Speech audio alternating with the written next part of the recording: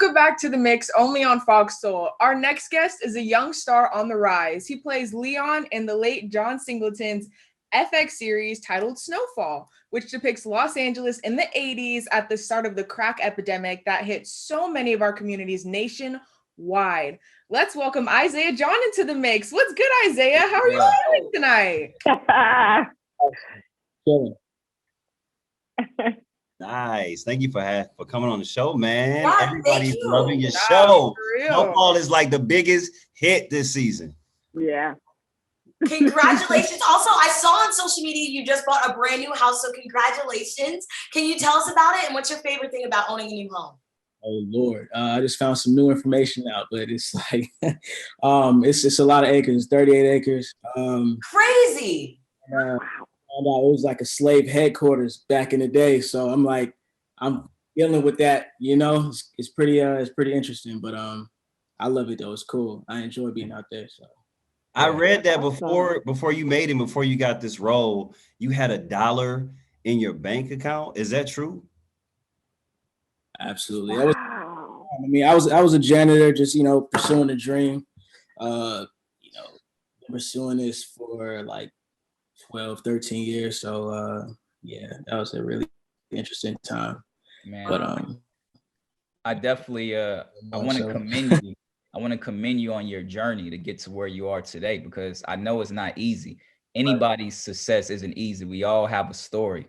But I want to ask you this. Was acting something you always wanted to do, even as a kid? That's interesting, because as a kid growing up, like, me and my siblings would perform for our parents on the weekends, but we were really shy out, in public. So like, it wasn't until I was about 13 years old where I consciously made the decision to want to act. And that was simply because, one, I wanted to do something different than my peers were doing. I kind of like was always observative, like when I was a kid. So I just saw everybody kind of going down the same path. And I just wanted to do something different or work towards something to where in my earlier 20s, I could reap the benefits. So I decided to just pursue acting, and I fell in love with it. So I spent a lot of my years pursuing acting, honestly, just training. So, yeah. Okay. So what kind of kid were you growing up? Because I heard something about skateboarding. I went through a lot of different phases of skateboarding, BMXing, listening to rock, had hair down my back, the whole nine. So I went through a lot. Wow. Wow. Y'all don't know about BMXing? Y'all wasn't on the BMX bikes? I'll tell you that right now. Definitely not me. Rock star with the long hair. I love it. I had the mongoose bike and everything down in Louisiana. Uh-oh. Listen, I would pay money to see you on one of them bikes, Romeo. Literally. Well, Isaiah, look, as an actor myself, I always love hearing stories of how other actors got their roles. But is it true that you didn't even want to audition for Snowfall until your mom made you? Yeah. So the year I booked Snowfall in 2016. So the beginning of that year specifically was a very hard year for me as an actor. Because of my look, my bloodline goes all over the world, like India, Jamaica. So I'm just really mixed up with a lot of things. So earlier that year, I would do auditions, and they would say my acting is great, but I don't really fit into the world that they're trying to create, or I don't fit in with the family that they already have. So it was more so like, some being blunt, they would tell me you just don't look Black enough for this or whatever. So, and hearing that, and I was 20 at the time, hearing that, I'm just like, okay, it was hard to hear. So when my mom told me that she'd been following this project, and she was like, I think it's perfect for you, and they want you to audition, I'm like, I don't want to do it. So we kind of argued all day. I was at work, being a janitor, arguing with my mom through text. Like, I don't want to do it. And she's like, you're going to do it. So I get home, she, telling me I'm going to do it. So I do one take, and she watches it. She's like, this is horrible. You're going to redo it and actually put some energy into it. Because honestly, at that point, I was really defeated, and I didn't want to hear that again. I'm like, a John Singleton project, based in the 80s, based in Los Angeles, they're not going to look at me twice. So, she honestly threw that second take, and I forgot about it, still going to work. And about a week later, she texted me like they want to fly you out to LA for a callback with Damn Ninjas. Wow. Round of applause for that, baby.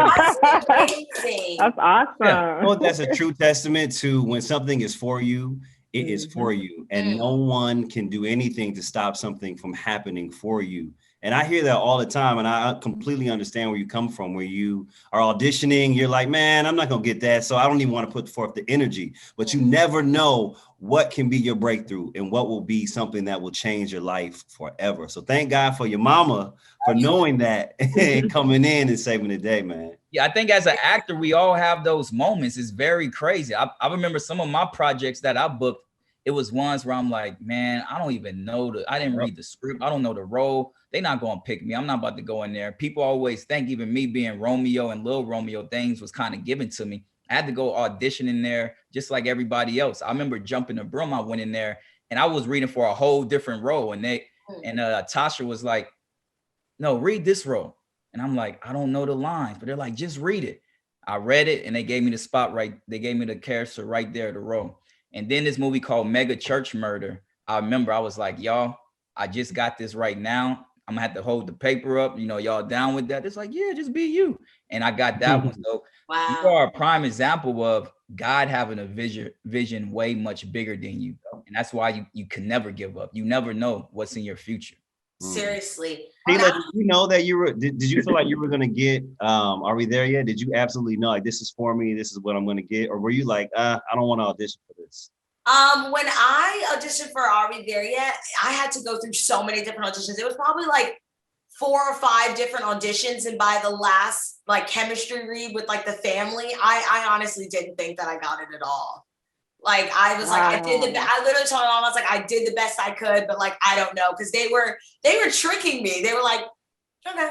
And I'm like, this is a comedy. Like, aren't y'all supposed to laugh? And then I found out that I got it. And you just never know. Never know. Actor's life ain't no joke. It really isn't. And Isaiah, after the 3rd season of Snowfall, the creator and executive producer and legendary director, John Singleton, passed away. And I want to know, how was it filming this season for you and your cast without him? Man, I remember the day that we found out we were all on set filming. Of course, the day was cut short. But what I like to tell people is Snowfall is like, we're literally like a family, crew and cast. It's not just cast and the crew. It's like we're all together in it. So coming into season 4, we all know his vision. We all know his dislikes and likes. So I don't think any of us were really nervous. We were all excited to, you know, push his legacy forward and to push his vision forward. And we, you know, he put people in place to make sure that everything was the way that he wanted it.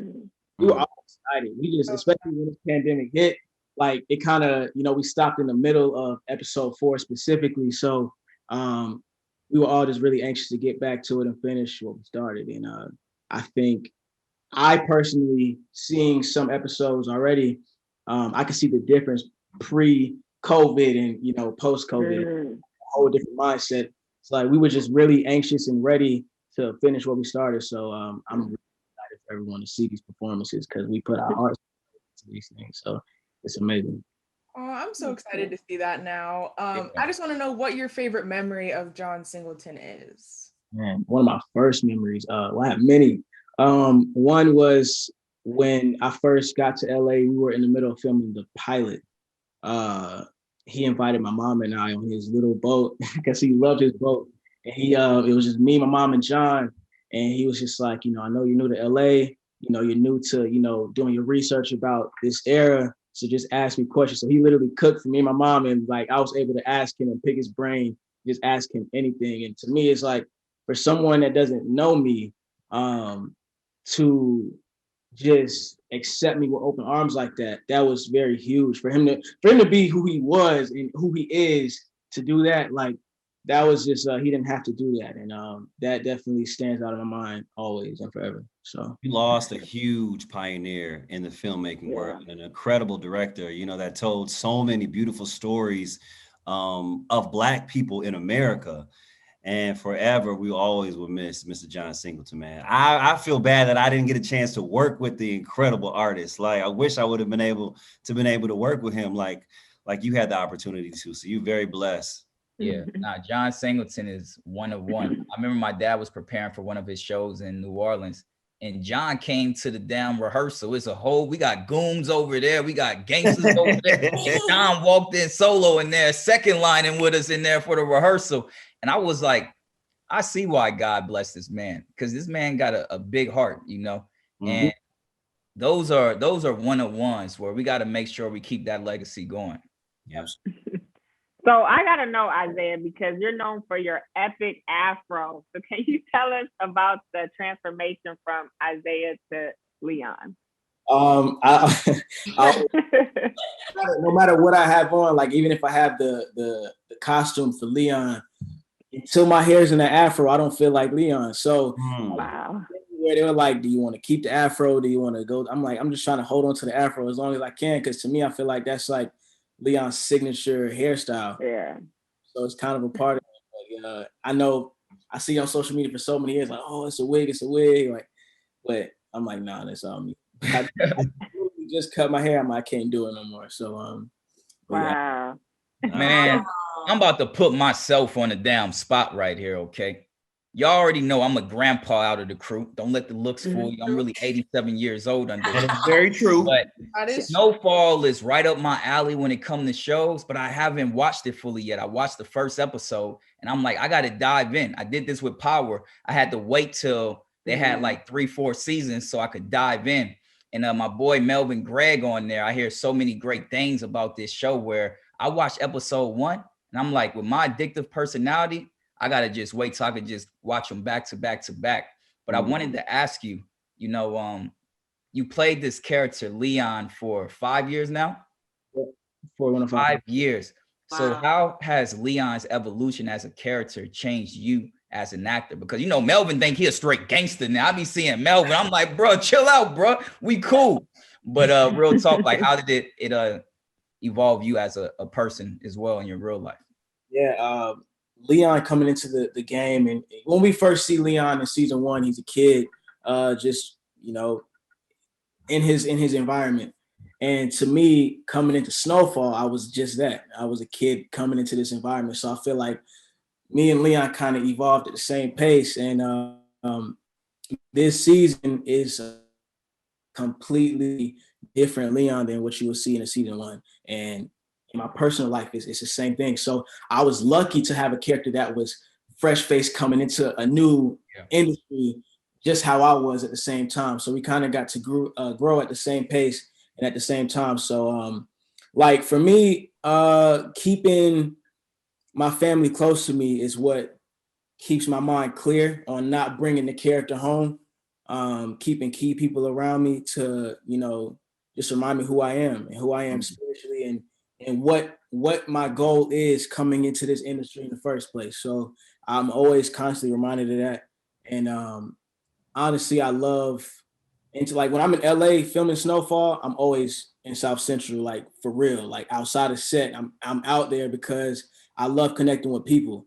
I don't want to sit there and say, oh, I'm just so method, but I just love connecting with people. So I like to hear people's stories and things like that. So that helps me separate myself from Leon, because I'm actually talking to these people in real life, in their real situations. And this is not just some, you know, me putting on a costume and being Hollywood.